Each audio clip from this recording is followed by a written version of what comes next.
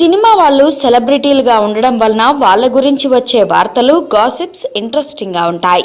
ఎవరు ఎలా వ్యవహరిస్తున్నారో అని పూసగుచ్చినట్టు బయటికి తెలిసిపోతాయి. ఇక సోషల్ మీడియాలో ఏది దాగడం లేదు. ఇది నిజమా కాదా అనే లోపు వైరల్ అయిపోతుంది. ఇక ఒకప్పుడు విక్టరీ వెంకటేష్ తో తీసిన ఇంట్లో ఇల్లాలు వంటింట్లో ప్రియురాలు మూవీ అప్పట్లో జనానికి బాగా కనెక్ట్ అయింది. సౌందర్య ఇల్లాలుగా నటించగా ప్రియురాలిగా వినీత నటించింది. గ్లామర్ ఒలకబోస్తూ ఈమె చేసిన నటన జనాన్ని బాగా ఆకట్టుకుంది. వినీత మొదటి సినిమాతోనే మంచి పేరు తెచ్చుకుంది. ఆ తర్వాత వరుస ఛాన్సులు వచ్చాయి. అయితే సినిమాల్లో టార్చర్ భరించలేక సినీ రంగాన్ని వదిలి వెళ్లిపోయింది. ఆ తర్వాత దాదాపు 10 ఏళ్ల తర్వాత రీ ఎంట్రీ ఇచ్చిన ఈ గ్లామర్ హీరోయిన్ ఇప్పుడు ఎలా ఉందో చూస్తే అందరూ ఆశ్చర్యపోతారు.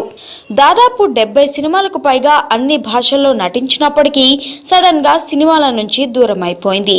వినీతను ఆమె తల్లిని వ్యభిచారం కేసులో అరెస్ట్ చేసి కోర్టులో నిలబెట్టడం దీనికి కారణం.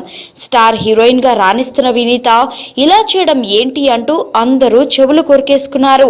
ఈ కేసు నుంచి బయటపడడానికి ఆమెకు చాలా సమయం పట్టింది. తన కెరియర్ ను చూసి తట్టుకోలేక సినిమా రంగం వాళ్లే తనపై ఇలా బురద చల్లారని వినీత చెప్పుకొచ్చింది.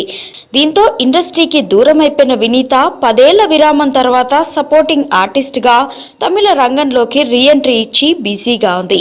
అయితే అప్పట్లో ఎంతో గ్లామర్ గా కనిపించిన వినీత ఇప్పుడు గుర్తుపట్టలేనంతగా మారిపోయింది.